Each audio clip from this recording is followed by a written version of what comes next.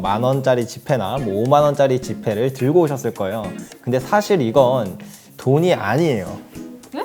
돈이 아니라고요? 혹시 돈과 화폐의 차이점을 알고 계시나요? 돈이 화폐고 화폐가 돈 아니에요? 언제 사지? 어떻게 사지? 도와줘 금린이! 금이 궁금해? 내가 다 알려줄게.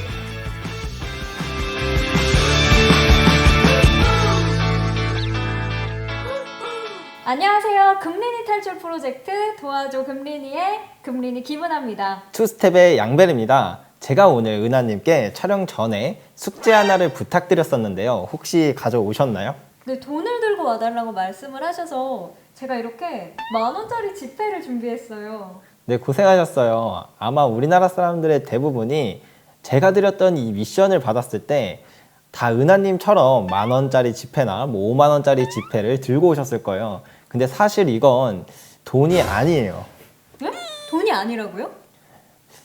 조금 더 극단적으로 말하자면 가짜 돈을 가지고 오신 거예요.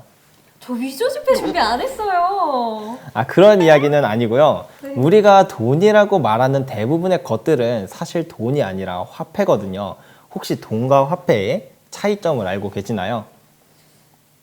돈이 화폐고 화폐가 돈 아니에요? 네, 괜찮아요. 어차피 전 국민 중에 이 돈과 화폐의 차이를 알고 있는 사람은 아마 극소수일 테니까요. 그래서 오늘은 돈이 무엇인지, 우리가 돈이라고 믿었던 그 화폐는 돈과 어떤 차이가 있는 건지 이런 것들에 대해서 알려드리려고 해요. 너무 궁금한데요? 빨리 시작해주세요. 빨리요. 그래서 먼저 제가 네이버에 금이라고 검색한 결과를 이렇게 가져왔는데 한번 읽어봐 주시겠어요? 사물의 가치를 나타내며 상품의 교환을 매개하고 재산 축적의 대상으로도 사용하는 물건 이렇게 쓰여있네요. 네, 말이 조금 어려운데 이걸 조금 더 쉽게 풀어보면 돈은 두 가지만 기억하면 돼요.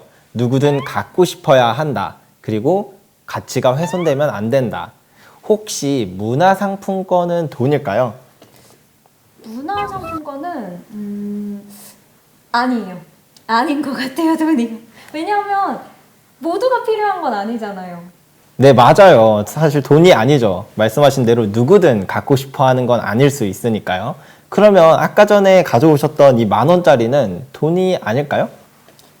10,000원짜리는 돈일 것 같아요.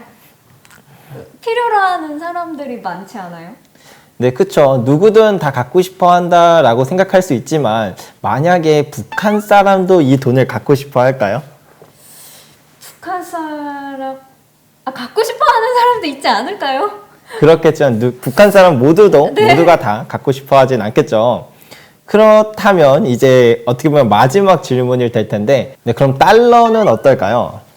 달러는 누구나 갖고 싶어 하니까 돈이 맞을 것 같아요. 네, 누구나 갖고 싶어 하는 건 맞죠. 해외여행을 가더라도 뭐 어느 곳에서나 사용할 수 있고 환전이 안 되는 곳은 거의 없으니까요. 근데 이 두 번째 기준에 충족시키지 못하는데 가치가 훼손되기 때문에 달러는 돈이 아니거든요.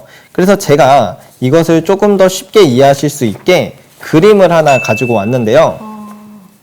단순하게 이 그림만 봐도 알 수 있는데 1913년엔 1달러로 허쉬 초콜릿을 무려 30개나 사 먹을 수가 있었는데 시간이 지남에 따라 물가가 오르기 때문에 같은 1달러로 살 수 있는 물건의 양이 점점 줄어들어서 현재는 맥도날드의 작은 커피 한 잔밖에 못 먹을 정도의 돈이 되었거든요. 즉 가치가 계속 떨어진 거죠. 그렇다면 진짜 돈은 뭘까요? 진짜 돈은 금이 아닐까요? 정답입니다. 금은 그 누구나 갖고 싶어 하는 것이고 또 썩거나 변하지도 않죠. 그리고 지구의 금의 총량은 한정되어 있기 때문에 가치가 훼손되지도 않아요. 그래서 과거 5,000년 전부터 쭉 돈으로서 사용되었어요. 근데 왜 우리는 돈이라고 하면 금보다 이런 지폐들을 먼저 더 떠올릴까요? 편해서 그런 게 아닐까요? 네, 맞아요. 정확해요. 금은 휴대하기도 불편하고 누가 훔쳐갈 수도 있으니까요. 그래서 정말 옛날에는 금으로 거래하는 일이 많았는데 어느 순간부터 사람들은 이 금을 안전하게 보관해 주기를 원했어요. 그러던 중 그 당시에는 금으로 거래를 하니까 금을 일정 단위로 세공해주는 세공업자가 있었어요. 금 세공업자는 항상 세공해야 할 금을 큰 창고에 안전하게 보관해 두어야겠죠. 그러니까 사람들은 세공업자한테 가서 보관료를 좀 낼 테니까 내 금을 안전하게 보관해줘 라고 부탁을 하게 되었죠. 그리고 금을 보관했다는 보관증을 세공업자가 써주면 언제든지 그 보관증만 갖다 주기만 하면 금을 받을 수 있으니 사람들은 만족스러워 했어요.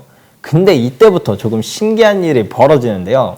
아까도 말씀드렸다시피 보관증을 갖다 주면 언제든지 금으로 교환해 주기 때문에 사람들은 굳이 귀찮게 금을 다시 찾으러 가서 금을 받고 그걸로 거래를 한 다음에 남은 금을 다시 보관하고 이럴 필요 없이 그냥 보관증으로 거래를 하기 시작을 했어요. 어차피 이 보관증을 갖다 주면 금으로 바꿔주는 거니까 실제 금이랑 뭐 다를 바가 없는 거니까요. 좀 더 쉽게 설명드리기 위해서 한번 여쭤보고 싶은데 은하님은 주변 친구분들이 생일일 때 생일 선물을 어떻게 주시나요? 요즘은 기프티콘을 많이 사용하지 않아요?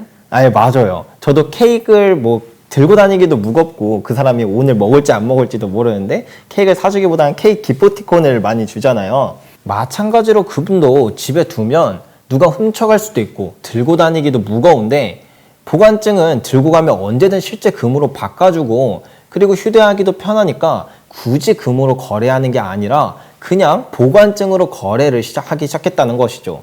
그래서 실제로 1971년 이전까지는 달러에 금으로 바꿔준다는 문구가 정말 적혀 있었고 우리가 알고 있는 돈이라고 생각했던 그 모든 것들은 사실 다 화폐였다는 것이죠.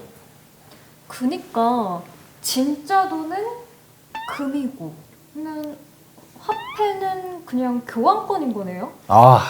정확해요. 돈은 진짜 가치를 지닌 것이고 화폐는 그 돈이랑 바꿀 수 있는 교환권인 거죠. 그러면 뭐 초코케이크나 초코케이크 교환권이나 뭐 똑같은 거 아니야? 라고 생각할 수도 있는데요. 진짜 문제는 뭐냐면 과거부터 현재까지 인류 역사상 모든 화폐는 결국엔 다 종이 쪼가리가 되어버린다는 거예요. 교환권인데 사용할 수 없는 교환권, 바꿀 수 없는 그 교환권, 그러니까 한마디로 종이 쪼가리가 되어버린다는 것이죠. 아까 전에 금을 보관해주던 금 세공업자는 당연히 금을 공짜로 보관해주진 않겠죠. 그래서 보관료를 받았었습니다. 근데 사람들은 금을 찾으러 오지 않고 다들 보관증으로만 거래를 하니까 금 세공업자는 이런 생각을 한 거죠. 어차피 사람들은 내가 금을 얼마나 보관하고 있는지도 모르고 다들 보관증으로만 거래를 하니 뭐 다 같이 한 번에 금을 찾으러 올 일도 없고 그러면 맨날 뭐 보관되어 놀고 있는 이 금을 누군가한테 잠시 빌려준 다음에 이자를 받으면 어떨까? 그래서 금 세공업자는 금을 대출해주고 이자를 받게 되었어요. 이때부터 아주 재밌는 일이 생겨요. 그러다 보니까 사람들이 기프티콘을 사더라도 바로 쓰지 않겠죠. 대충 이 기프티콘이 이렇게 한 10개쯤 팔면 자 그럼 이제 화폐는 왜 영원히 늘어날 수밖에 없고 그로 인해서 가치는 계속 떨어져서 종이 쪼가리가 될 수밖에 없는지에 대해서 그림을 그리면서 설명을 해드려 볼게요. 그러니까 그러면 오늘 얘기한 거를 종합해서 정리를 좀 해보자면 이 돈이 곧 금인 거고 화폐가 교환권인 거죠.